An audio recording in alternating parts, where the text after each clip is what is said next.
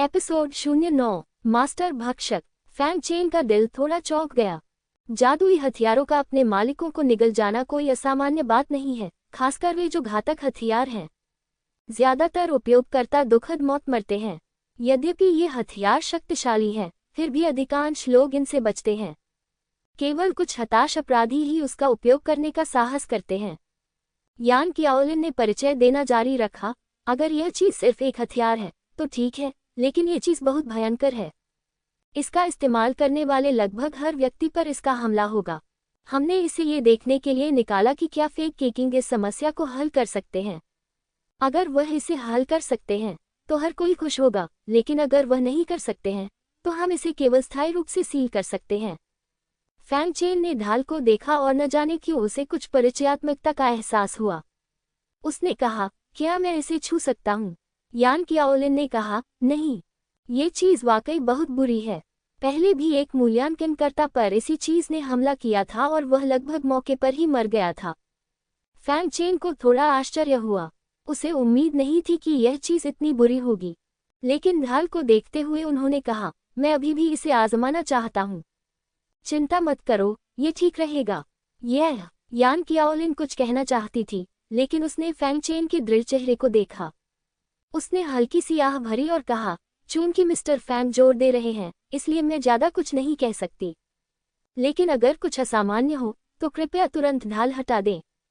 साथ ही उसने एल्डर लू को संकेत दिया कि अगर फैंग चेन खतरे में है तो कार्रवाई करें। फैंग चेन ने सिर हिलाया, अपना हाथ बढ़ाया और उसे सीधे ढाल पर दबाया। एक पल में एक भयानक ऊर्जा फैंग चेन के शरीर में घुस गई, मानो वह उसकी चेतना के समुद्र को नष्ट कर देना चाहती हो और उसके शरीर पर कब्जा करना चाहती हो। फैंग चेन को थोड़ा आश्चर्य हुआ, फिर उसने ठंडी सांस ली। तलवार दानव के शरीर की राक्षसी ऊर्जा तुरंत फट गई। तलवार दानव की सांस ने तुरंत इस शक्ति को झकझोर दिया। उसने फिर से जल्दबाजी में काम करने की हिम्मत नहीं जुटाई। यान कियाओलिन किसी भी समय हमला करने के लिए तैयार थी, लेकिन जब उसने फैंग चेन को ठंडी सांस लेते देखा तो ढालों पर मौजूद दुष्ट भूतों ने मुस्कुराना बंद कर दिया और इसके बजाय भयभीत दिखे, जैसे कि वे अपने दुश्मन से मिल गए हों। और यह वास्तव में मामला है। इस समय ढाल की आंखों में फैंग चेन विशाल ब्रह्मांड में खड़े एक विशालकाय की तरह है, जो नीचे देख रहा है। फैंग चेन की नज़र में मैं एक चींटी जितनी छोटी हूँ। ढाल पर बुरी आत्मा में आए परिवर्तन स्वाभाविक रूप से यान कियाओलिन और अन्य लोगों द्वारा स्पष्ट रूप से देखे जा सकते थे, जिससे वे चौंक गए। आप जानते हैं, पहले रास्ता पूछने के क्षेत्र में एक महान व्यक्ति को कार्रवाई करनी पड़ी थी, लेकिन वह केवल ढाल को ही नियंत्रित कर सका था। यदि इसका प्रयोग किया जाए तो सदैव प्रतिकूल प्रतिक्रिया का खतरा बना रहता है। यहाँ तक कि उस शक्तिशाली व्यक्ति ने भी कहा कि कोई भी इस हथियार को नियंत्रित नहीं कर सकता। लेकिन फैंग चेन ऐसा करने में सक्षम लग रहा था। फैंग चेन ने अपना हाथ वापस खींच लिया और कहा, इस ढाल को दानव ढाल कहा जाता है, जो एक दूसरे स्तर का पीला ग्रेड जादुई हथियार है।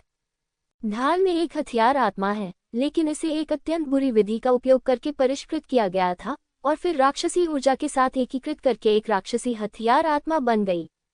अगर मैं सही अनुमान लगा रहा हूँ तो इस खजाने को बनाने वाले जालसाज ने शायद यह उम्मीद नहीं की होगी कि यह ढाल इतनी क्रूर होगी, और प्रतिद्वंद्वी भी इस ढाल से मारा गया था। यान कियाओलिन ने फैंग चेन को आश्चर्य से देखा, क्योंकि फैंग चेन का बाद का वर्णन बहुत सही था। जब ढाल मिली तो उसके चारों ओर बहुत सारी लाशें पड़ी थीं, जिनमें से एक वह हथियार बनाने वाला भी था जिसने इस खजाने को बनाया था। क्या हम ढाल में मौजूद बुरी आत्मा को दबा सकते हैं? यान कियाओलिन ने पूछा। फैंग चेन ने सिर हिलाया, ठीक है, लेकिन इसे सील करने के लिए दाव क्षेत्र से ऊपर एक शक्तिशाली व्यक्ति की आवश्यकता होगी। ये सुनकर यान कियाओलिन और अन्य लोगों ने निराशा व्यक्त की।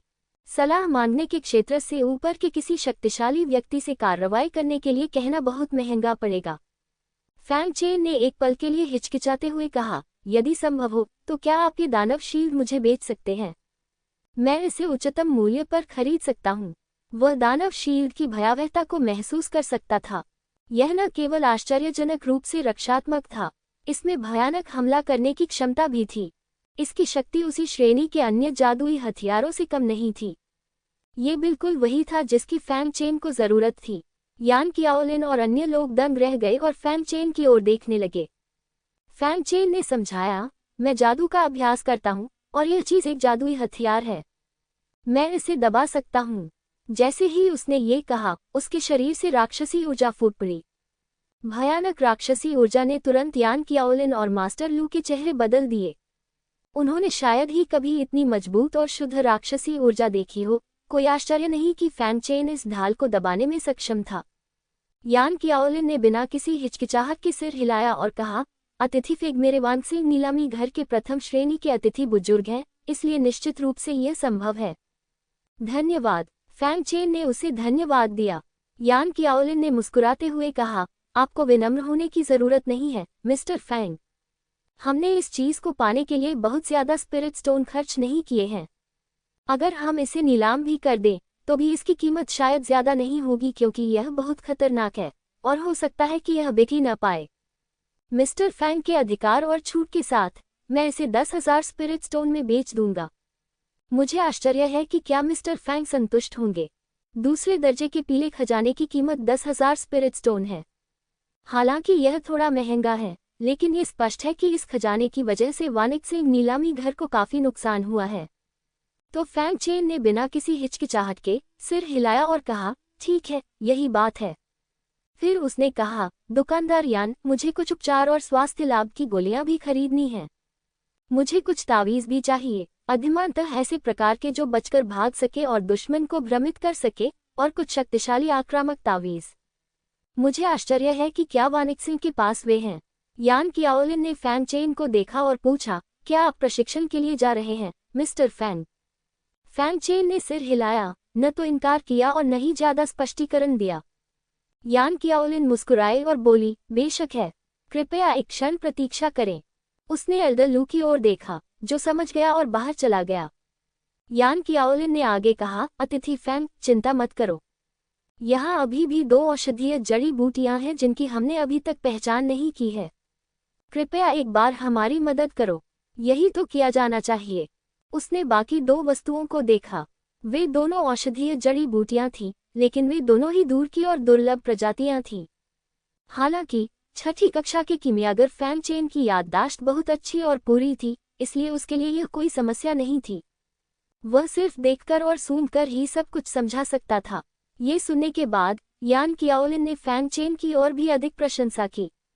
उसी समय वह इस युवक फैंग चेन के बारे में और भी अधिक उत्सुक हो गई। वह इतनी कम उम्र में इतना कुछ कैसे जानती थी। कुछ ही देर बाद एल्डर लू वापस आए और अपने साथ 4 ब्रोकेट के बक्से और 3 गोली की बोतलें लेकर आए। नौकरानी ने सबसे पहले एक एक करके जरी के बक्से खोले और वे सभी ताबीजों से भरे हुए थे। एल्डर लू ने परिचय दिया, इस बक्से में पृथ्वी से बचने के लिए ताबीज हैं, जो सभी साधारण गुणवत्ता के 9वें स्तर के हैं और जन्मजात क्षेत्र के पहले स्तर की गति को तोड़ सकते हैं। इस बक्से में इन ताबीजों में पृथ्वी से बचने वाले ताबीज, आकाश कोहरे से बचाने वाले ताबीज और भ्रम पैदा करने वाले ताबीज शामिल हैं, जो सभी 9वीं श्रेणी की साधारण वस्तुएं हैं। प्रथम श्रेणी के पीले स्तर के विस्फोटक तावीज भी हैं, जिनमें से प्रत्येक में अर्जित क्षेत्र के 8वें या 9वें स्तर से पूर्ण शक्ति वाले हमले की शक्ति होती है।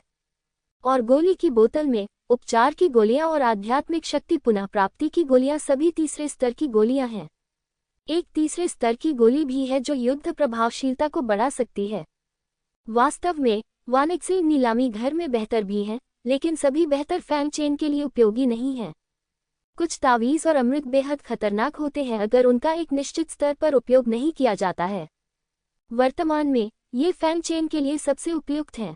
परिचय सुनने के बाद फैंग चेन ने 5 पृथ्वी से बचने वाले ताबीज, 3 आकाश कोहरे वाले ताबीज और भ्रम वाले ताबीज और 3 विस्फोट वाले ताबीज खरीदे।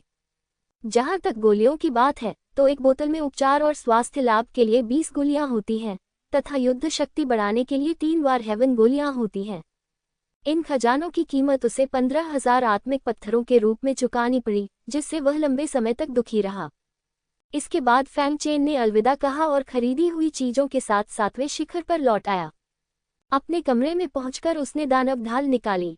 ग्रोथ प्रकार के जादुई हथियारों को अपने मालिक को पहचानने के लिए खून की एक बूंद की आवश्यकता होती है, लेकिन दानव शील्ड जैसे हथियार के मालिक को पहचानना बेहद खतरनाक है और किसी भी समय प्रतिक्रिया की संभावना है। लेकिन फैंग चेन इनसे डरता नहीं है, क्योंकि प्रतलवार दानव दुनिया में सबसे शक्तिशाली अस्तित्व है। भले ही फैंग चेन का वर्तमान तलवार दानव शरीर वास्तविक तलवार दानव की तुलना में 10वां हिस्सा भी मजबूत नहीं है, फिर भी वह इस छोटे हथियार को डराने में सक्षम है।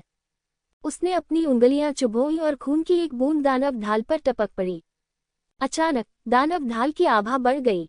ये फैंग चेन के साथ प्रतिध्वनित हुई। प्रभु की पहचान शुरू हुई।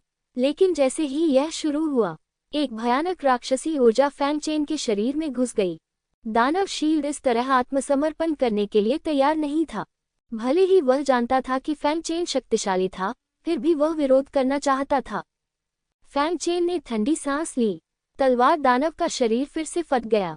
आज्ञा मानो, वह चिल्लाया। इस क्षण दुष्ट दानव शील्ड को ऐसा लगा जैसे कोई देवता और दानव उसके सामने खड़े हैं और उसे नीचे से देख रहे हैं। अगर इसमें प्रतिरोध का जरा सा भी विचार करने की हिम्मत है तो उन्हें चींटियों की तरह कुचल दिया जाएगा। दुष्ट दानव शील्ड ने तुरंत प्रतिरोध करने का साहस खो दिया और आज्ञाकारी रूप से फैंग चेन के सामने आत्मसमर्पण कर दिया।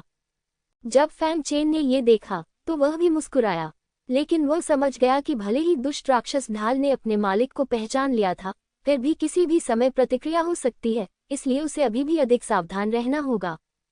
प्रतिद्वंद्वी को सुधारना भी संभव है, लेकिन यह आपकी अपनी ताकत से अधिक नहीं होना चाहिए, अन्यथा आप निश्चित रूप से मालिक को खा जाएंगे।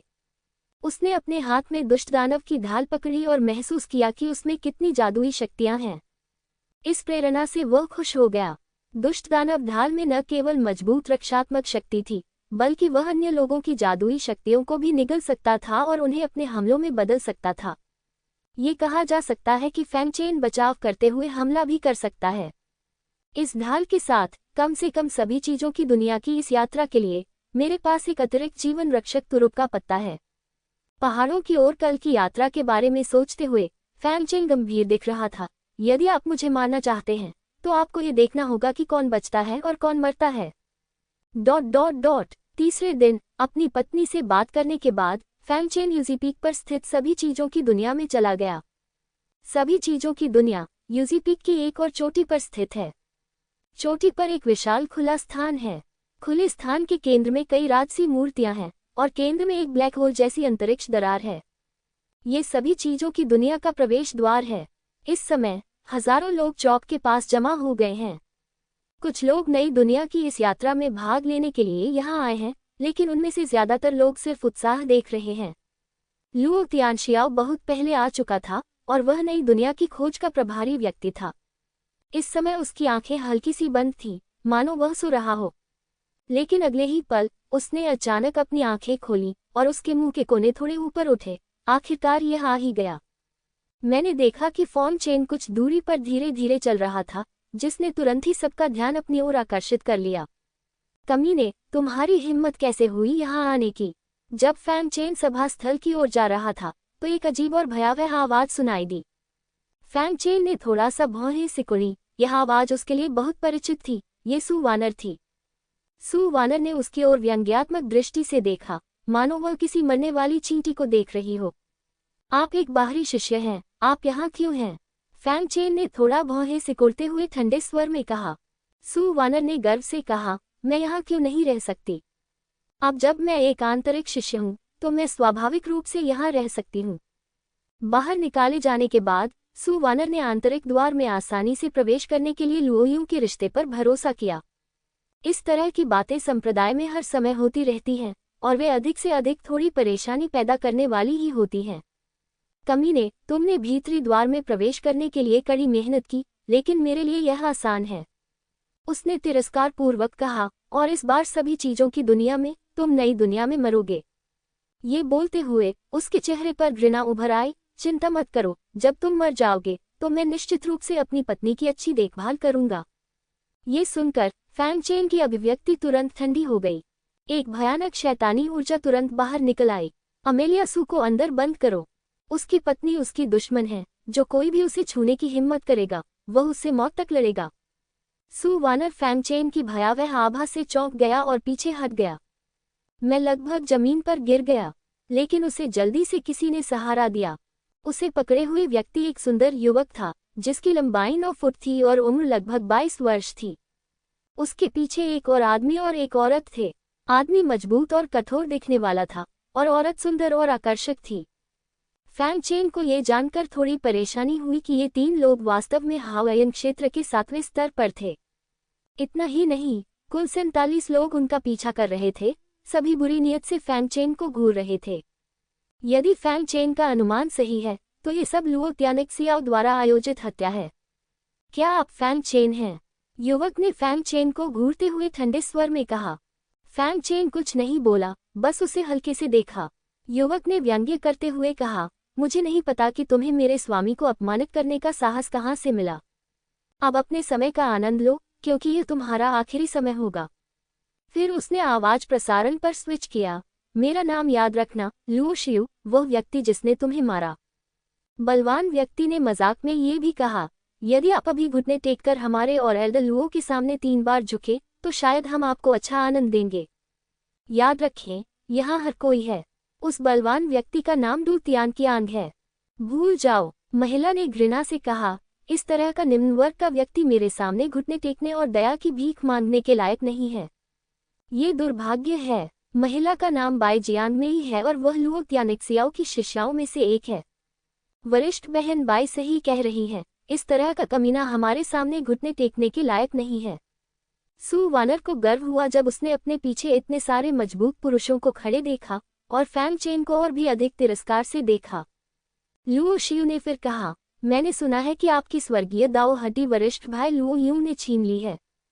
हाँ, यह आपका जीवन भर का सम्मान है कि वरिष्ठ भाई लुओ यूं ने आपकी स्वर्गीय दाओ हड्डी ले ली। आपने वरिष्ठ भाई लुओ यूं को भड़काने की हिम्मत की। आप वास्तव में नहीं जानते कि कैसे जीना या मरना है। बाई जियांगमेई ने भी तिरस्कार पूर्वक कहा, ये सही है, एक कमीना और असफल व्यक्ति वरिष्ठ भाई लुओ यून के साथ मौत तक लड़ने की हिम्मत करता है। क्या आप इसके योग्य हैं? वरिष्ठ भाई लुओ यून ने तुम्हें सीधे नहीं मारा, इसलिए तुम्हें आभारी होना चाहिए। तुम अभी भी यहाँ चिल्ला रहे हो। तुम वास्तव में नहीं जानते कि जीना है या मरना है। डू तियानकियांग ने भी कहा, ये सही है, मैं सचमुच मौत की तलाश में हूँ। आपकी स्वर्गीय दाव अस्थि को ले जाना आपके लिए सम्मान की बात है। तुम्हारी हिम्मत कैसे हुई लुओ परिवार को नाराज करने की, भले ही तुम एक हारे हुए व्यक्ति हो। पीछे बैठे सभी लोग एक के बाद एक बोलने लगे और फैंग चेन को घृणा और तिरस्कार से भरी नजरों से देखने लगे। फैंग चेन ने उन्हें शांति से देखा, फिर उसने अपने मुंह के कोनों को थोड़ा ऊपर उठाया, लुओ तियान की ओर मुस्कुराया और कहा, मुझे कहना होगा, एल्डर लुओ वास्तव में अद्भुत हैं। एक क्षण के लिए सभी लोग स्तब्ध रह गए और फिर घृणा प्रकट करने लगे। ये स्पष्ट था कि फैंग चेन ने हार मान ली थी और वह अच्छे शब्द कहने और दया की भीख मांगने की योजना बना रहा था। क्या कमीने, क्या अब तुम डर गए हो? बहुत देर हो चुकी है। सु वानर ने फैंग चेन को तिरस्कार से देखा और गर्व से कहा। फैंग चेन की मुस्कान अपरिवर्तित रही और उन्होंने आगे कहा, एल्डर लुओ द्वारा पाले गए पशुधन वास्तव में आज्ञाकारी हैं और अपने मालिकों की रक्षा करते हैं। जैसे ही ये शब्द निकले, सभी चौंक गए। जो शिष्य ये तमाशा देख रहे थे, वे अचंभित हो गए। फैंग चेन लुओ शियो और अन्य लोगों को बंदी जानवर होने के कारण नग्न रूप से अपमानित कर रहा था। लुओ शियो और अन्य लोग तुरंत क्रोधित दिखे। मैं अब इसे करने के लिए इंतजार नहीं कर सकता। तुम बहुत बहादुर हो। डू तियानकियांग दहाड़ा। बाकी लोग भी गुस्से से फैंग चेन को घूर रहे थे, उसे टुकड़ों में काटने से हिचक रहे थे। लेकिन सबके गुस्से के जवाब में फैंग चेन शांत और बिना किसी हिचकिचाहट के दिखे। ठीक है, लुओ त्यानिक्सियाओ ने अंत में कहा, मरने वाले व्यक्ति के साथ बहस करने की कोई जरूरत नहीं है। अंदर जाने के बाद बस जो करना है वो करो। याद रखो, राक्षसों का सामना होने पर उन्हें तुरंत मत मारो। नए राक्षस अंदर दिखाई दे सकते हैं। जानवर, उसका विच्छेदन करो और फिर उसे मार डालो। हर कोई स्वाभाविक रूप से लुओ तियान के मजाक का मतलब समझ गया। फैंग चेन को सीधे मत मारो, उसे कठोर यातना देने की जरूरत है ताकि उसे यह समझ में आए कि जीवन मृत्यु से भी बदतर है। लुओ शियो और अन्य लोग जोर से हंसे और एक के बाद एक बोले, हाँ। फैंग चेन ने स्वाभाविक रूप से समझ लिया, लेकिन उसकी अभिव्यक्ति शांत रही। जूनियर भाई फैंग। इस समय फैंग चेन ने एक लड़की की आवाज सुनी और उसने धीरे से देखा। आवाज ट्रांसमीटर एक लड़की थी जो दिखने में लगभग 17 या 18 साल की लग रही थी। उसने हल्के हरे रंग की शर्ट पहनी हुई थी और उसका चेहरा अंडाकार था। वह सुंदर और आकर्षक थी। उसने साफ आंखों से उसकी ओर देखा और फिर दूर चली गई। आप कौन हैं? फैंग चेन ने भी ध्वनि संदेश के माध्यम से पूछा। लड़की ने एक संदेश भेजा, मेरी तरफ मत देखो, मैं एल्डर होनगुन की सदस्य हूँ और मेरा नाम हान जियांग है। एल्डर होनगुन ने मुझसे कहा कि अगर तुम मुझसे नई दुनिया में मिल सकते हो तो तुम मुझसे मदद मांग सकते हो। मैं और कुछ नहीं कर सकती, लेकिन आपके लिए छिपना और 1 महीना सुरक्षित रूप से बिताना ठीक है। फैंग चेन को अचानक ज्ञान की प्राप्ति हुई और उसका हृदय द्रवित हो गया। वो एल्डर होनगुन से केवल एक बार मिले थे, लेकिन दूसरा पक्ष उनकी मदद कर रहा है। धन्यवाद वरिष्ठ बहन हान, उसने चुवान येन को धन्यवाद दिया। हान जियांग ने एक संदेश भेजा, ये वही है जो होना चाहिए, लेकिन लोगों को अब आपके और मेरे बीच के रिश्ते को देखने न दे, अन्यथा प्रवेश करने के बाद मुझे निशाना बनाया जा सकता है। अच्छा, मैं हमेशा नई दुनिया के केंद्र की ओर बढ़ूंगा। आपको मुझे खोजने के लिए केवल केंद्र तक जाने की जरूरत है। प्रसारण के बाद हान शियांग ने कुछ और नहीं कहा और भीड़ में गायब हो गया। ठीक है, लुओ तियानशियाओ ने कहा, अब जब सभी लोग यहाँ हैं तो आइए नई दुनिया में प्रवेश करने की तैयारी करें। अब भाग लेने वाला हर व्यक्ति आगे बढ़ेगा। वहां उपस्थित सभी लोगों ने तुरंत कार्रवाई की और जल्द ही हजारों लोगों में से 300 से अधिक लोग बाहर चले गए, जबकि अन्य लोग एक तरफ चले गए।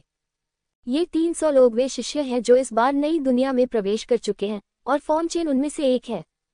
लुओ तियानशियाओ ने कहा, इस बार आपका मिशन नई दुनिया में प्रवेश करना और उसका पता लगाना है। हम सभी को एक जादुई हथियार देंगे जो खुद से नक्शा पढ़ सकता है। प्रवेश करने के बाद आपको केवल हर जगह तलाशने और पूरे नक्शे का पता लगाने की आवश्यकता है। समय 1 महीना होगा। बेशक यह एक संप्रदाय मिशन है और इसमें स्वाभाविक रूप से पुरस्कार हैं। जो कोई भी प्रवेश करेगा उसे 20 आध्यात्मिक पत्थर मिलेंगे और जिसका नक्शा अधिक पूर्ण और विस्तृत होगा उसे तीसरे स्तर का अमृत पल्स ओपनिंग पिल मिलेगा। मेरिडियन स्वर्गीय गोली खोलो। हे भगवान, यह एक जादुई गोली है जो मेरिडियन को खोलने में मदद कर सकती है। सभी लोग बहुत उत्साहित थे, जबकि जिन शिष्यों ने भाग नहीं लिया था वे बहुत खेद से भर गए। हालांकि अगर आप चाहें तो इस तरह के आयोजन में भाग नहीं ले सकते। आपको न केवल एक व्यक्ति होने की जरूरत है, बल्कि आपको आवश्यकताओं को पूरा करना भी जरूरी है। फैंग चेन का दिल भी थोड़ा सा हिल गया। अमृत जो उसकी मेरिडियन खोल सकता है वास्तव में उसके लिए बहुत फायदेमंद होगा। तुरंत लुओ तियानशियाओ ने अपने आदमियों को आदेश दिया कि वे नीचे के शिष्यों को नक्शा रिकॉर्ड करने के लिए जादुई हथियार वितरित करें। जब एक शिष्य ने जादुई हथियार फैंग चेन को दिया तो उसने जो नजर डाली उसमें कुछ अजीब बात थी। फैंग चेन ने भी इस बात को नोटिस किया, लेकिन उसने इस बारे में ज्यादा नहीं सोचा। आखिरकार अब वह सभी के ध्यान का केंद्र था और कई लोग उसे अजीब नजरों से देख रहे थे। वितरित किया गया जादुई हथियार एक प्लेट के समान था, लेकिन ये केवल तीसरे दर्जे की साधारण वस्तु थी जो हल्की रोशनी उत्सर्जित करती थी और इस पर कुछ रून अंकित थे। उपयोग की विधि भी बहुत सरल है। एक बार चालू होने पर यह स्वचालित रूप से आसपास के वातावरण को रिकॉर्ड कर लेगा। मानचित्र को अधिक विस्तृत बनाने के लिए आप इसे स्वयं भी रिकॉर्ड कर सकते हैं। जल्द ही 300 से ज्यादा लोगों को मैप मैजिक वेपन मिल गया। लुओ तियान मुस्कुराया और कहा, याद रखो, तुम्हें मैप मैजिक वेपन को ठीक से रखना होगा। अगर तुम इसे खो दोगे तो तुम अपनी योग्यता खो दोगे और तुम भी स्पिरिट स्टोन भी नहीं पा सकोगे। हाँ, सभी ने सहमति जताई। लुओ तियानशियाओ ने एक टोकन निकाला, अपने हाथों से मुहरें बनाई और एक मुहर बाहर निकाली जो अंतरिक्ष में दरार पर गिरी। अंतरिक्ष की दरार हल्की सी झिलमिला उठी और उसका आकार बदल गया। लुओ तियान मुस्कुराया और कहा, एक बार जब आप इसमें प्रवेश कर लेंगे तो आप सीधे नई दुनिया में जा सकेंगे। हालांकि स्थान अनिश्चित है, लेकिन आपको खतरनाक जीवों के पास टेलीपोर्ट नहीं किया जाएगा, इसलिए आप निश्चिंत रह सकते हैं। तुम किसका इंतजार कर रहे हो? जाओ। मुझे नहीं पता कि किसने चिल्लाया और फिर अंतरिक्ष की दरार में कूद गया। अन्य लोग भी एक के बाद एक अंतरिक्ष दरार में कूद गए और गायब हो गए। लुओ शियो और अन्य लोग उदासीन थे। ये स्पष्ट था कि वे प्रवेश करने से पहले फैंग चेन के प्रवेश करने तक प्रतीक्षा करना चाहते थे। फैंग चेन ने स्वाभाविक रूप से उनकी योजना को समझ लिया और बिना किसी हिचकिचाहट के वह सभी के पीछे अंतरिक्ष दरार में चला गया। ये देखकर लुओ शियो और अन्य लोग भी उसके पीछे चले गए। जब सभी लोग अंदर आ गए तो अंतरिक्ष दरार तुरंत बंद हो गई और 1 महीने बाद तक दोबारा नहीं खुली। अंतरिक्ष दरार में कदम रखते समय फैंग चेन ने केवल यह महसूस किया कि उसके चारों ओर का अंतरिक्ष अराजकता में था और वह लगातार अंतरिक्ष के बल द्वारा दूर ले जाया जा रहा था। जब वह अंतरिक्ष दरार से बाहर गिरा तो उसे बहुत चक्कर आया। लेकिन सौभाग्य से वह कुछ ही क्षण में ठीक हो गया। इधर उधर देखने पर पता चला कि यहाँ घना जंगल है, लेकिन जंगल में बहुत शांति है और हवा का नामो निशान भी नहीं है। ये सुनिश्चित करने के बाद कि कोई खतरा नहीं है, फैंग चेन सीधे सबसे ऊंची पहाड़ी पर चढ़ गया और आसपास के वातावरण का अवलोकन किया। इसी समय मानचित्र जादुई हथियार सक्रिय हो जाता है, जो आसपास के वातावरण को शीघ्रता से रिकॉर्ड करता है। 1000 मील के भीतर का क्षेत्र घने जंगलों से ढका हुआ है, जिनमें पुरानी लताएं उलझी हुई हैं, जो एक आदिम जंगल का दृश्य बनाती हैं। समय समय पर फैंग चेन जानवरों की दहाड़ और अन्य शोर सुन सकता था, जो ये दिखाने के लिए पर्याप्त था कि यह एक सुरक्षित जगह नहीं थी। अपने आसपास की सामान्य स्थिति का पता लगाने के बाद फैंग चेन जंगल की गहराई में चला गया। संप्रदाय के महान गुरु पहले इस तरह के छोटे संसारों का परीक्षण करते थे तथा ये सुनिश्चित करने के बाद ही शिष्यों का चयन करते थे कि वहां कोई अत्यधिक शक्तिशाली राक्षस नहीं है। यदि यहाँ आने का मतलब आत्महत्या करना है, तो इतने सारे शिष्य सक्रिय रूप से भाग नहीं लेंगे। गर्जन। जैसे ही फैंग चेन अपने रास्ते पर था, झाड़ियों से एक लाल रंग का अग्निशेर बाहर कूद पड़ा। ये जानलेवा आभा से भरा हुआ था। इसके पंजे ब्लेड जैसे थे और इसने फैंग चेन को जकड़ लिया। फैंग चेन अच्छी तरह से तैयार था। काली तलवार किसी समय उसके शरीर से बाहर निकल गई थी। अग्निशेर के हमले का सामना करते हुए उसने कोई डर नहीं दिखाया और तेजी से आगे बढ़ा। काली तलवार और अग्निसिंह के पंजे आपस में टकराए और भयानक चिंगारियां फूट पड़ीं। लेकिन अगले ही पल ब्लैकविंग तलवार पर तलवार का इरादा फट गया और फायर लान सीधे उड़ गया। अग्निसिंह हैरान रह गया। उसे उम्मीद नहीं थी कि ये 2 पैर वाले जानवर इतने शक्तिशाली होंगे। वह बिना किसी हिचकिचाहट के पीछे मुड़ा और भाग गया। फैंग चेन उनका पीछा करने ही वाला था, लेकिन उसे कुछ आभास हो गया और वह अपनी उपस्थिति छिपाने के लिए जल्दी से एक पेड़ पर चढ़ गया। 5 सांसों के बाद 3 आकृतियां तुरंत फैंग चेन के सामने प्रकट हुईं। फैंग चेन ने करीब से देखा तो पाया कि वे वास्तव में 50 लोगों में से 3 थे। प्रवेश करने से पहले फैंग चेन ने इन लोगों के स्वरूप को अपने मन में याद कर लिया, जो उसके लिए कठिन नहीं था क्योंकि वह जन्म पश्चात के क्षेत्र में प्रवेश कर चुका था। फैंग चेन को यह समझ नहीं आ रहा था कि ये 3 लोग यहाँ क्यों आए। क्या यह महज संयोग था? उन्होंने मुझे कैसे ढूंढ लिया? उसने थोड़ा सा मुंह सिकुड़ा। इस समय नीचे से किसी ने असमंजस में पूछा, अजीब बात है, अभी यहाँ शोर हो रहा था, उस आदमी को यहाँ होना चाहिए। उसे ज्यादा दूर नहीं जाना चाहिए था, चलो उसका पीछा करते रहें। अच्छा, तीनों पीछा करना और मारना जारी रखने वाले थे। फैंग चेन ने उनकी तरफ देखा। तीनों का साधना स्तर यह था कि एक अर्जित क्षेत्र के 4थे स्तर पर था और 2 अर्जित क्षेत्र के 3रे स्तर पर थे। मैं उसे मार सकता हूँ, उसने मन ही मन सोचा और फिर उसका रूप चमक उठा और पेड़ से गायब हो गया। उसे पता ही नहीं चला कि कब उसके हाथ में एक पत्ता आ गया। जैसे ही उसका आकार तेजी से नीचे गया, फैंग चेन ने अपने हाथ में मौजूद पत्ते को दूसरी तरफ फेंक दिया। उसने सीधे एक शाखा काट दी। कौन? वे तीनों तुरंत पलटे और सतर्कता से देखने लगे। उसी समय फैंग चेन भी उनमें से एक के पीछे आ गया। उस आदमी को तुरंत अपनी पीठ पर ठंडक महसूस हुई, लेकिन इससे पहले कि वह कुछ प्रतिक्रिया कर पाता, उसने महसूस किया कि उसका शरीर हल्का हो गया है और उसका सिर अनजाने में आगे की ओर लुढ़क गया है। वह थोड़ा भ्रमित था और उसे लगा कि उसका शरीर हल्का और फड़फड़ा रहा है। वह बेहोश होकर आगे की ओर गिरा, लेकिन उसने देखा कि उसकी जगह एक सिरहीन लाश खड़ी है।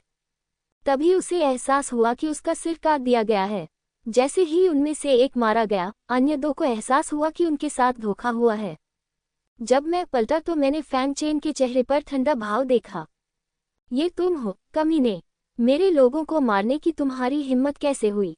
4थे स्तर के प्रसवोत्तर साधक को बहुत क्रोध आया। उसने अपने हाथ में हथौड़ा उठाया और फैंग चेन की ओर फेंक दिया। दूसरे व्यक्ति ने भी अपने हाथ में तलवार लेकर फैंग चेन पर वार किया। फैंग चेन अच्छी तरह से तैयार था। दानव शील्ड किसी बिंदु पर दिखाई दिया और प्रसवोत्तर क्षेत्र के 4थे स्तर से हमले को रोक दिया। दूसरी तरफ फैंग चेन की आंखें लाल हो गईं। ट्रिपल भिक्षु को अचानक अपने सिर में तेज दर्द महसूस हुआ। हमला तुरंत अराजक हो गया, लेकिन फैंग चेन ने उसे संभलने का मौका नहीं दिया। उसने उसे एक ही तलवार से मार डाला। दूसरी तरफ देखते हुए वह ये देखकर चौंक गया कि दानव शील्ड ने 4थे स्तर के भिक्षु के हथौड़े को काट लिया था। ये बहुत ही क्रूर था। बहुत अच्छा, फैंग चेन ने प्रशंसा की और उसके हाथ में काली तलवार की राक्षसी ऊर्जा जल्दी से इकट्ठा हो गई। बैंगनी जादू की तलवार आकार लेती है। ये चौथे स्तर के भिक्षु की ओर वार करती है। चौथे स्तर के भिक्षु का चेहरा एकदम बदल गया। उसने हथौड़े के बार बार पीछे हटने की परवाह नहीं की और उसी समय एक रक्षात्मक जादुई हथियार निकाल लिया। वह उसे सक्रिय करने ही वाला था। फैंग चेन की आंखें लाल हो गईं। चौथे स्तर के भिक्षु को अचानक अपने सिर में तेज दर्द महसूस हुआ। उसकी हरकतें थोड़ी धीमी हो गईं, लेकिन इस धीमेपन के क्षण में फैंग चेन की बैंगनी जादुई ब्लेड ने उसे पहले ही काट डाला था। उसे एक तलवार से टुकड़ों में काट दिया गया था। ये सब करने के बाद फैंग चेन को थोड़ा चक्कर आने लगा। यद्यपि आत्मा दानव नेत्र का मानसिक हमला शक्तिशाली है, लेकिन इसमें बहुत अधिक मानसिक शक्ति खर्च होती है। फैंग चेन थोड़े समय में केवल 2 बार ही विस्फोट कर सका। 3 लोगों को मारने के बाद उसने उन पर मौजूद सभी खजाने और आध्यात्मिक पत्थरों को छीन लिया और फिर एक दिशा में भाग गया। लगभग एक अगरबत्ती के बाद यहाँ 5 आकृतियां प्रकट हुईं। उनमें से अर्जित क्षेत्र के छठे स्तर पर एक शक्तिशाली साधक था और 5वें स्तर पर 2 साधक थे। उन्होंने जमीन पर 3 दुखद शव देखे और भौचक्के रह गए। छठे स्तर के भिक्षु ने ठंडी सांस ली। इस कमीने की हिम्मत कैसे हुई हमारे लोगों को मारने की? वह बहुत बहादुर है। उसने एक जादुई हथियार निकाला जो कांच के मनके जैसा था। कांच के मनके में एक रोशनी का धब्बा चमक रहा था और दूर जा रहा था। इसे पढ़ने के बाद उसने तुरंत पहचान लिया कि फैंग चेन किस दिशा से भाग रहा था और चिल्लाया, पीछा करो। 5 लोगों ने तुरंत उसका पीछा किया। भागते समय फैंग चेन ने दिशा बदल ली, लेकिन आधे दिन बाद ही उसने महसूस किया कि 5 शक्तिशाली आभाएं धीरे धीरे पीछे से उसकी ओर आ रही हैं। फैंग चेन ने भौहें सिकुड़ी। क्या हुआ? उन्हें कैसे पता चला कि मैं कहाँ था? कोई निशान न छोड़ने के लिए वह बहुत तेजी से आगे नहीं बढ़ा और अपनी स्थिति बदलता रहा। तार्किक रूप से दूसरे पक्ष को उसका पता नहीं चलना चाहिए था। क्या ऐसा हो सकता है कि दूसरे पक्ष के पास कोई गुप्त ट्रैकिंग तकनीक हो? नहीं, अगर 1 या 2 लोगों को ये पता है तो ये ठीक है, लेकिन ऊपर बताए गए 3 लोगों को भी मेरा स्थान पता है, जो थोड़ा अजीब है। ये हो सकता है। फैंग चेन ने एक संभावना के बारे में सोचा। कोशिश करना। वह इसे सत्यापित करना चाहता था, इसलिए उसने एक जमीन से बचने का ताबीज निकाला और उसे सीधे अपने बछड़े पर चिपका दिया। फिर उसने सीधे जमीन में छेद कर दिया। एक पल में फैंग चेन की गति 10 गुना से भी ज्यादा बढ़ गई। सिर्फ 1 कप चाय में उसने सबको पीछे छोड़ दिया। ये वास्तव में तुरंत गति बढ़ा सकता है। छठे स्तर के भिक्षु को थोड़ा आश्चर्य हुआ, लेकिन अपने हाथ में गोलाकार वस्तु की चमकती रोशनी को देखकर उसने व्यंग्यात्मक लहजे में कहा, मैं देखना चाहता हूं कि तुम कहां भाग सकते हो। फैंग चेन को सैकड़ों मील दूर भागना पड़ा। वह घने जंगल में एक पहाड़ी पर रुका और फिर उसने नक्शे वाला जादुई हथियार निकाल लिया। यही वह चीज थी जिसके साथ उसे संदेह था कि छेड़छाड़ की गई है। आखिरकार लू त्यानिक्सियाओ द्वारा दिए गए नक्शे के जादुई हथियार को छोड़कर उसके शरीर के बाकी हिस्सों में कोई समस्या नहीं थी। उसने उसे जमीन पर फेंक दिया, लेकिन सोचने के बाद उसे फिर उठा लिया। कुछ देर सोचने के बाद उसने नक्शे वाले जादुई हथियार को मिट्टी में गाड़ दिया और जाल बिछाने के लिए उस पर एक विस्फोट तावीज चिपका दिया। इस विस्फोट तावीज में अर्जित क्षेत्र के 8वें या 9वें स्तर की शक्ति है। यदि प्रतिद्वंद्वी इसे नहीं पाता है तो अर्जित क्षेत्र का 7वां स्तर गंभीर रूप से घायल हो जाएगा या यहाँ तक कि मारा भी जाएगा। ये सब करने के बाद भी फैंग चेन अभी भी चिंतित था और इसे स्थापित करने के लिए उसने एक और भ्रम सरणी निकाली। इस तरह प्रतिद्वंद्वी के लिए यह पता लगाना कठिन हो जाएगा कि यह एक जाल था। ऐसा करने के बाद वह कई फीट दूर एक बड़े पेड़ पर चढ़ गया, अपनी सांसें रोक ली और चुपचाप इंतजार करने लगा। लगभग 1 मिनट के बाद कुछ लोगों ने फिर से उसका पीछा किया, जिससे फैंग चेन को और अधिक यकीन हो गया कि उसके पास कुछ ऐसा है जो उसकी स्थिति को उजागर कर रहा है। जल्द ही लोगों का समूह फैंग चेन द्वारा लगाए गए जाल के पास रुक गया और धीरे धीरे नक्शे पर जादुई हथियार के स्थान के पास पहुंच गया। फैंग चेन ने अपनी आंखें थोड़ी सिकोड़ लीं और यह सच था। और लोगों का समूह धीरे धीरे अर्जित स्वर्ग के छठे स्तर के नेतृत्व में आगे बढ़ा। उसने अपने हाथ में आध्यात्मिक माला रखी, चारों ओर देखा और अपने पैरों को देखा। उसके मुंह के कोने थोड़े ऊपर उठे और उसने व्यंग्यात्मक लहजे में कहा, क्या तुम जमीन के नीचे छिपे हो? फैंग चेन ने पहले भी पृथ्वी से बचने के ताबीज का इस्तेमाल किया था, इसलिए उसने अवचेतन रूप से सोचा कि फैंग चेन भूमिगत छिपा हुआ है। उसने दूसरों की ओर देखा और ऐसा लगा जैसे वो कुछ संदेश देना चाहता हो। बाकी लोगों ने एक के बाद एक सिर हिलाया और फिर उन पांचों ने चुपचाप अपनी आध्यात्मिक शक्ति एकत्रित की और उसे जादुई शक्तियों में बदल दिया। हमला करो, छठे स्तर के साधु ने दहाड़ लगाई। फिर पांचों लोगों ने एक साथ हमला कर दिया। टकराना। पांचों लोगों की जादुई शक्तियां बहुत शक्तिशाली थीं। जमीन में एक बहुत गहरा गड्ढा बन गया, लगभग 10 फीट। पांचों लोग मुस्कुराए। स्थिति के अनुसार फैंग चेन लगभग 5 फीट गहरा था। पांचों लोगों के संयुक्त हमले के तहत कोई हड्डी नहीं बची होगी। उन्होंने अवचेतन रूप से नीचे देखा, लेकिन पाया कि गड्ढे में एक हल्की सुनहरी रोशनी चमक रही थी। इससे वे उत्सुकता से इधर उधर देखने लगे, और जब धुआं छक गया तो उन्हें वह चीज साफ दिखाई देने लगी। उनके चेहरे तुरंत बदल गए। अच्छा नहीं, यह एक आक्रमण ताबीज है। पांचों लोगों ने प्रतिक्रिया व्यक्त की, लेकिन बचने का कोई मौका नहीं था। टकराना। एक बहुत ही भयंकर विस्फोट हुआ। पूरी जमीन हिंसक रूप से कांप उठी। बड़ा पेड़ बेतहाशा हिल गया। पत्तियां बर्फानी तूफान की तरह गिरने लगी। पांचों में से सबसे कमजोर खेती वाले 3 लोग अचानक पकड़े गए। उन्हें सीधे सड़े हुए मांस में उड़ा दिया गया। केवल छठे स्तर के भिक्षु और 5वें स्तर के भिक्षु ही अपने उच्च क्षेत्र के कारण बच गए, लेकिन वे भी गंभीर रूप से घायल हो गए, और 5वें स्तर के भिक्षु को तो आधा उड़ा दिया गया। लगातार रोना। हालांकि छठे स्तर का भिक्षु बेहतर था, लेकिन उसके भी लगातार खून बह रहा था।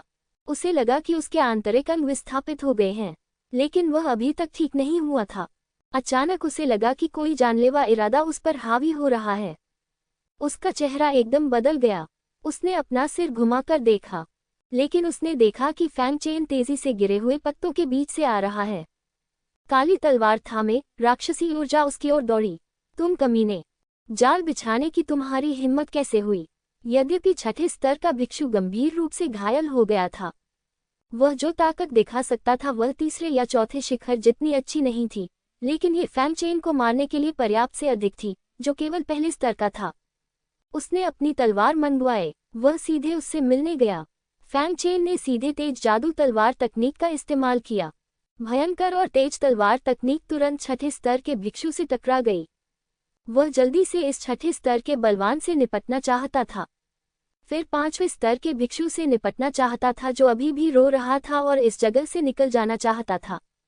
इस समय वह पहले से ही महसूस कर सकता था कि यहाँ विस्फोट ने कई लोगों का ध्यान आकर्षित किया है और जल्द ही कोई आएगा। लेकिन छठे स्तर का भिक्षु तो फिर भी छठे स्तर का ही था। भले ही वह गंभीर रूप से घायल हो, लेकिन फैंग चेन उसे सिर्फ इसलिए नहीं मार सकता था क्योंकि वह ऐसा करना चाहता था। टकराना। दोनों पक्ष आपस में भिड़ गए। एक ही क्षण में 10 भयंकर गोलियां टकराईं, लेकिन दोनों टीमें बराबरी पर रहीं और कुछ समय तक विजेता का निर्धारण करना बहुत कठिन हो गया। छठे स्तर के साधक को फैंग चेन की युद्ध शक्ति पर बहुत आश्चर्य हुआ। उसे उम्मीद नहीं थी कि फैंग चेन, जो केवल पहले स्तर का था, इतना शक्तिशाली हो सकता है। लेकिन उसने व्यंग्यात्मक लहजे में कहा, क्या होगा अगर तुम मेरे साथ बन जाओ? जल्द ही बाकी सभी लोग आ जाएंगे, तब तक तुम निश्चित रूप से मर जाओगे। फैंग चेन शांत दिख रहा था और वही बात अच्छी तरह जानता था। छठे स्तर के साधक ने मजाक करना जारी रखा, मैं वास्तव में नहीं जानता कि तुम, एक शक्तिहीन कमीने को लुओ परिवार के खिलाफ जाने की हिम्मत करने का आत्मविश्वास कहाँ से मिलता है? क्या तुम वास्तव में सोचते हो कि बहन मेन की सुरक्षा के साथ कुछ भी नहीं होगा? यदि तुम यहाँ मर जाते हो तो बहन मेन के पास लुओ परिवार से निपटने का कोई रास्ता नहीं होगा। बेशक, अगर तुम अब मेरे सामने घुटने टेक 2 और 3 बार मुझे प्रणाम करो तो मैं तुम्हारी जान बख्शने पर विचार करूंगा। नहीं तो जब बाकी सब लोग आ जाएंगी तो मैं निश्चित रूप से तुम्हारी जिंदा खाल उधेड़ दूंगी। वह इन शब्दों का उपयोग फैंग चेन की मनस्थिति को प्रभावित करने और उसकी खामियां उजागर करने के लिए करना चाहता था। फैंग चेन को भी दूसरे पक्ष की योजना का पता था और अचानक उसके मुंह के कोने थोड़े ऊपर उठ गए। आप मेरे साथ टाई करने के लिए कुछ ज्यादा ही आश्वस्त लग रहे हैं। ये छठे स्तर के भिक्षु ने व्यंग्य किया, क्या तुम्हें लगता है कि तुम उसे मार सकते हो? कमीने, क्या तुम्हारे पास ये क्षमता है? तो बस देखते रहो। फैंग चेन की अभिव्यक्ति तुरंत ठंडी हो गई और अगले ही पल अचानक उसके पीछे एक शब्द प्रकट हुआ। ये शब्द था तलवार। जैसे ही छठे स्तर के भिक्षु ने ये शब्द देखा, वह दंग रह गया। फिर उसने अपनी आंखें बड़ी कर ली और उन्मादपूर्ण ढंग से चिल्लाया, दाओ वेन, ये कैसे संभव है? तुम, एक कमीने के पास दाओ वेन कैसे हो सकता है? लेकिन फैंग चेन ने उसे अनदेखा कर दिया और उसके पीछे एक और शब्द प्रकट हुआ, जो शब्द था युद्ध। छठे स्तर का भिक्षु तुरंत दंग रह गया।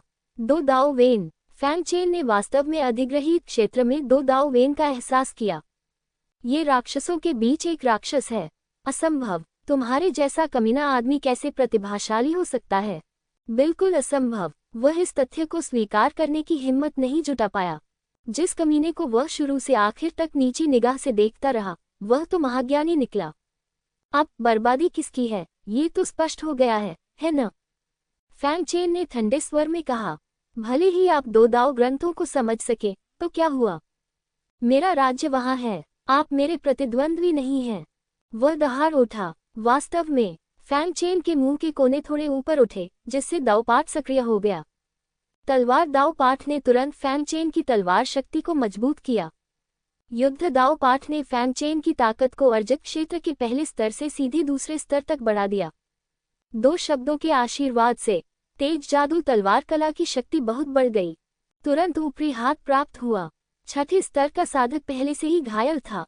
फैंग चेन के निरंतर पूर्ण शक्ति हमले के तहत चोट और भी गंभीर हो गई। वह टिकने में असमर्थ होने लगा। अचानक वह घबरा गया। मुझे मत मारो। मुझे भी यहाँ आने के लिए मजबूर किया गया है। जब तक तुम मुझे नहीं मारोगे, मैं अन्य लोगों को आकर्षित करने में तुम्हारी मदद कर सकता हूँ, उसने जल्दी से कहा। फैंग चेन ने उसकी ओर देखा। उसका मुंह थोड़ा ऊपर उठा। ठीक है। छठे स्तर का भिक्षु दंग रह गया। उसने उम्मीद नहीं की थी कि फैंग चेन से बात करना इतना आसान होगा, लेकिन अगले ही पल फैंग चेन की आंखें लाल हो गईं। छठे स्तर के भिक्षु को तुरंत अपने सिर में तेज दर्द महसूस हुआ, लेकिन ये दर्द सिर्फ एक पल के लिए था। आखिरकार छठे स्तर के भिक्षु की चेतना का सागर बहुत मजबूत था और फैंग चेन अब इससे निपट नहीं सकता था। लेकिन इस समय फैंग चेन की काली मिंग तलवार पहले ही कट चुकी थी। लेकिन छठे स्तर के भिक्षु ने भी तुरंत प्रतिक्रिया व्यक्त की। वह जल्दी से किनारे की ओर भाग गया, लेकिन फिर भी इस तलवार ने प्रतिद्वंद्वी को मारा। उसका एक हाथ काट दिया। फैंग चेन थोड़ा चौंक गया। ये पहली बार था जब वह आत्मा आकाश दानव नेत्र का उपयोग करने में विफल रहा। ऐसा लगता है कि उसे आत्मा आकाश दानव नेत्र और मानसिक शक्ति को जल्दी से सुधारना होगा, अन्यथा सातवें स्तर का सामना करते हुए उसका मानसिक हमला बेकार हो जाएगा। आह! छठे स्तर का भिक्षु चिल्लाया। हालांकि फैंग चेन की तलवार ने उसे सीधे नहीं मारा, लेकिन इसने उसे अपनी लड़ाकू प्रभावशीलता पूरी तरह से खो दी। उसके पास फैंग चेन से निपटने का साहस नहीं था, इसलिए वह पलटा और भाग गया। फैंग चेन उसे यह मौका कभी नहीं देगा। उसके हाथ में एक छोटा सा ब्लेड था। ये फ्लोइंग शैडो ब्लेड था। उसकी शारीरिक शक्ति का विस्फोट हो गया। उसने बहती हुई छाया ब्लेड को बाहर निकाल दिया। बहता हुआ छाया ब्लेड हवा में उड़ गया। इसने छठे स्तर के भिक्षु को छेद दिया, जो अभी अभी घूमकर भाग गया था। तुम अच्छी तरह से नहीं मरोगे। छठे स्तर के भिक्षु ने फैंग चेन को बड़ी आंखों से देखा। उसने अपनी आखिरी ताकत से कहा। फैंग चेन ने उसकी तरफ देखा तक नहीं। वह सीधे पांचवें स्तर के भिक्षु के पास गया, जो जमीन पर गिर गया था और पूरी तरह से अपनी लड़ने की शक्ति खो चुका था। नहीं, पांचवें स्तर के भिक्षु ने दया की भीख मांगी, लेकिन फैंग चेन ने बिल्कुल भी संकोच नहीं किया और उसे एक तलवार से मार डाला। फिर उसने उन दोनों की तलाशी ली। उसे उम्मीद नहीं थी कि उन दोनों के पास स्टोरेज बैग थे, जिससे वह बहुत खुश हुआ। उसने अपना बैग उठाया और एक दिशा में भाग गया, और जैसे ही वह 30 सांसें लेकर भागा, 7 और आकृतियां प्रकट हुईं। उनमें से एक जन्मोत्तर क्षेत्र में 7वें स्तर का शक्तिशाली व्यक्ति डूतियान कियान था। जमीन पर लड़ाई के निशान और 2 लाशों को देखकर उसकी अभिव्यक्ति विशेष रूप से बदसूरत थी। कुछ बेवकूफ लोग वास्तव में उस कमीने के जाल में फंस गए। जमीन पर लड़ाई के निशानों से ये देखना मुश्किल नहीं है कि कई लोग जाल से घायल हो गए थे और फिर उन्हें फैंग चेन ने मार डाला।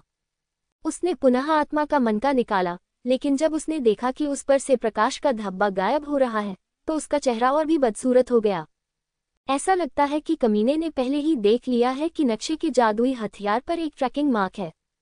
डू तियान कियांग ने ठंडे स्वर में कहा। तो भाई डू, अब हम उसे कैसे ढूंढें? अगर वह छिपना चाहता है, तो मुझे डर है कि उसे ढूंढना हमारे लिए मुश्किल हो जाएगा। एक शिष्य ने सावधानी से पूछा। डू तियान कियांग की अभिव्यक्ति अभी भी शांत थी और उसने व्यंग्यात्मक लहजे में कहा, उसने सोचा था कि वह ट्रैकिंग मार्क के बिना उसे नहीं ढूंढ सकता। लेकिन वह नहीं जानता था कि किसी व्यक्ति को ट्रैक करने के कई तरीके हैं। शिष्य ने चापलूसी से कहा, उस कमीने को पता नहीं होगा कि भाई डू एक ट्रैकिंग विशेषज्ञ है। उसने सोचा कि वह भाग गया है। भाई डू के यहाँ होने से ये कमीना निश्चित रूप से बच नहीं पाएगा। हाँ, अन्य लोगों ने भी इस बात का समर्थन किया और खुश हुए। डू तियानकियान भी गर्वित दिखे।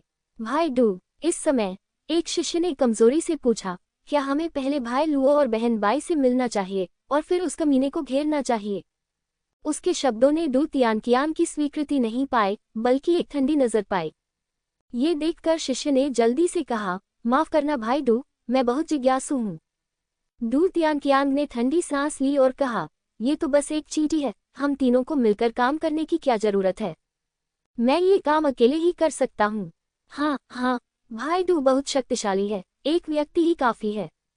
शिष्य ने जल्दी से कहा। डू तियानकियान संतोष से मुस्कुराया। अचानक उसने भंडारण बैग से एक लंबी सुई जैसी कोई चीज निकाली और कुछ मंत्र पढ़ने के बाद उसने उसे टैप किया। लंबी सुई घूमी और फिर धीरे धीरे एक दिशा की ओर इशारा किया।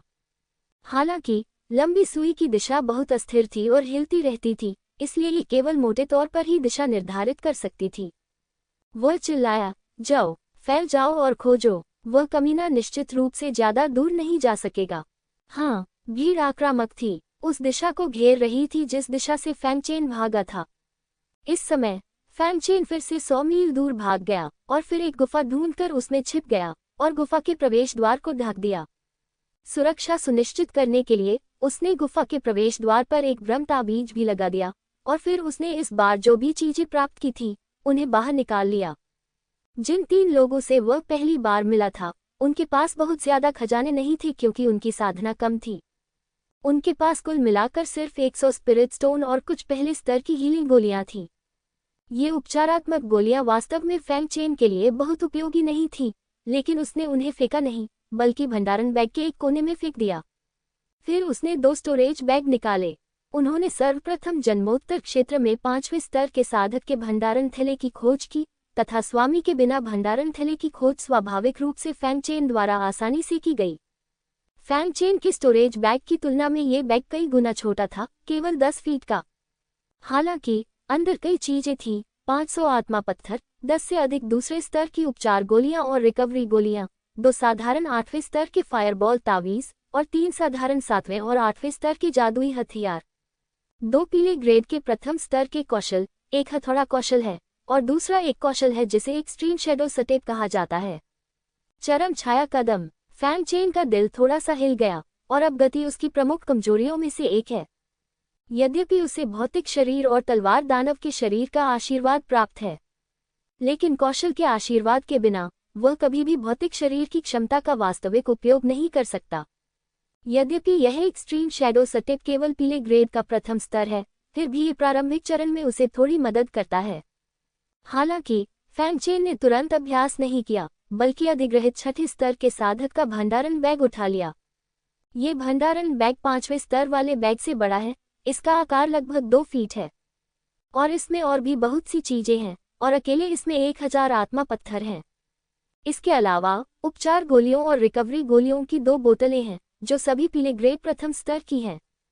कुछ औषधीय सामग्री और राक्षस सामग्री की कीमत लगभग 3 या 4000 आत्मा पत्थरों के बराबर होती है। ये जादुई हथियार 6ठे स्तर के साधक का जीवन जादुई हथियार है, तियानगन तलवार, जो कि दूसरे स्तर की पीली श्रेणी है। फैंगचेन ने इसे आजमाया। हालांकि यह उसकी काली तलवार से ज्यादा शक्तिशाली थी, लेकिन ये जादू के साधकों के लिए उपयुक्त नहीं थी और इसे केवल एक साधारण जादुई हथियार के रूप में ही इस्तेमाल किया जा सकता था। वहाँ एक पीले रंग का प्रथम स्तर का जादुई हथियार भी था और बाकी साधारण वस्तुएं थीं जिनका फैंगचेन पर कोई प्रभाव नहीं था। फिर भी फैंगचेन ने उन्हें बाहर निकाल लिया और अपने स्टोरेज बैग में रख लिया। जब वह बाहर जाता तो वह उन सभी को बेच देता, जिससे उसे अच्छी खासी आय भी होती। लेकिन जब फैंगचेन ने सारी चीजें रख दी तो उसे स्टोरेज बैग के कोने में एक लकड़ी का बक्सा मिला। बक्सा कई राक्षस सामग्रियों से अवरुद्ध था और फैंगचेन को पहले इसकी जानकारी नहीं थी। अब जब सब कुछ खाली हो चुका था तो स्वाभाविक रूप से उसने इस बात पर ध्यान दिया, यह इतनी गुप्तता से छिपाया गया है, यह अवश्य ही कोई बहुत महत्वपूर्ण बात होगी। फैंग चेन ने बक्सा निकाला, उस पर लगे सीलबंद ताबीज को फाड़ा और उसे खोल दिया। अचानक बॉक्स में 3 दवा की बोतलें दिखाई दी। उसने पहली बोतल खोली, उसमें से एक गोली निकाली और उसे सूंघा। उसने खुशी से कहा, दूसरे स्तर की आत्मा को बढ़ाने वाली गोली। इसमें 10 गोलियां हैं। साधना में सुधार के लिए यह एक अच्छी चीज है। अगर तुम ये सब ले लो तो तुम थोड़े समय में ही दूसरे स्तर को पार कर पाओगे। दूसरों के लिए 10 गोलियां पर्याप्त नहीं हो सकती, लेकिन फैंग चेन अलग है। वह 100% दवा शक्ति की उम्मीद कर सकता है। इसकी तुलना कोई नहीं कर सकता। फिर उसने बाकी 2 बोतलें खोली, जो दोनों ही आत्मा को बढ़ाने वाली गोलियां थीं। कुल मिलाकर 30 गोलियां। ये सुनकर फैंग चेन का मुंह खुला का खुला रह गया। वह बहुत खुश हुआ। तुम्हें पता है, 30 आत्मा बढ़ाने वाली गोलियों के लिए पूरे 50,000 स्पिरिट स्टोन की आवश्यकता होती है। हालांकि वह इसे वहन कर सकता है, लेकिन वह इसे खर्च करने से हिचकिचाता है। ऐसा लगता है कि वह व्यक्ति इन गोलियों का उपयोग प्रसवोत्तर क्षेत्र के 7वें स्तर को तोड़ने के लिए करना चाहता था, लेकिन मुझे उम्मीद नहीं थी कि मुझे इतना सस्ता सौदा मिल जाएगा। यदि मैं उन सभी को परिष्कृत कर दूं और उन्हें तलवार दानव के रक्त की एक बूंद के साथ मिला दूं, तो मेरी साधना कम से कम 2 छोटे क्षेत्रों को एक पंक्ति में तोड़ सकती है। इस तरह कम से कम जन्म पश्चात क्षेत्र के 6ठे स्तर से निपटने के दौरान मेरे पास प्रतिद्वंद्वी से लड़ने या उसे मारने की ताकत है। अब चूंकि मुझे ढूंढने वाला जादुई हथियार अप्रभावी हो गया है, इसलिए उन लोगों को मुझे ढूंढने के लिए एक निश्चित समय की आवश्यकता होगी। ये सोचकर फैंग चेन ने अब और संकोच नहीं किया और सीधे 3 आत्मा उत्तेजक गोलियां लीं और उन्हें शोधन शुरू करने के लिए अपने मुंह में डाल लिया। अचानक एक शुद्ध आध्यात्मिक शक्ति डेंटियन में प्रवाहित हुई और तलवार दानव का शरीर उत्तेजित हो गया। आत्मा को ऊपर उठाने वाली गोली की औषधीय शक्ति को बिना एक बूंद भी छोड़े अवशोषित करते हुए उसने तेज तलवार दानव तकनीक का अभ्यास किया। यह अभ्यास 10 दिनों तक चला। निरंतर कठिन अभ्यास तलवार दानव के रक्त के विनाश और आत्मा उठाने वाली गोली को मुफ्त में निगलने के माध्यम से फैंग चेन की आध्यात्मिक ऊर्जा परिसंचरण 3 चक्रों तक पहुंच गया। आध्यात्मिक शक्ति अधिक शुद्ध होती है और आधार अधिक ठोस होता है। और तेज जादुई तलवार तकनीक का अभ्यास 3रे स्तर के शिखर तक भी किया गया है, जो 4थे स्तर से केवल 1 कदम दूर है। और उसका क्षेत्र भी प्राकृतिक विकास की अवस्था में था। वह लगातार 2 क्षेत्रों को तोड़ता हुआ सीधे अर्जित क्षेत्र के 3रे स्तर पर पहुंच गया। फैंग चेन ने अपनी आंखें खोली। उसने तलवार से वार किया। चट्टान की दीवार पर वार किया। तुरंत ही चट्टान की दीवार पर कई फीट गहरा तलवार का निशान रह गया। तलवार दानव शरीर वास्तव में अद्भुत है। मेरी निरंतर सफलताएं तलवार दानव शरीर की वजह से हैं, जो मेरे दायरे को बेहद ठोस बनाता है। और आध्यात्मिक शक्ति भी अधिक शक्तिशाली और शुद्ध है, और मुझे नहीं पता कि यह उसी दायरे के सामान्य लोगों की तुलना में कितनी गुना अधिक शक्तिशाली है। और मैंने अधिक कला के पहले स्तर का अभ्यास करने के लिए तलवार दानव रक्त की एक बूंद का भी उपयोग किया। ये छोटे टॉवर में एक कला होने के योग्य है। मेरी मानसिक शक्ति तेजी से बढ़ी है और यह अधिक शुद्ध है। इस तरह मेरा आत्मा आकाश दानव आंख हमला और भी अधिक शक्तिशाली होगा अगर मैं फिर से अर्जित क्षेत्र के 6ठे स्तर का सामना करता हूँ। ये सिर्फ एक पल नहीं होना चाहिए। इसके अलावा वहाँ चरम छाया फुटवर्क है। स्वर्गीय दाव दानव हड्डी की वजह से फैंग चेन ने आसानी से पहले स्तर पर महारत हासिल कर ली। ये कहा जा सकता है कि अब उनकी ताकत में गुणात्मक सुधार हुआ है। अब मैं न केवल 6ठे स्तर से लड़ सकता हूँ, बल्कि मैं उसे मार भी सकता हूँ।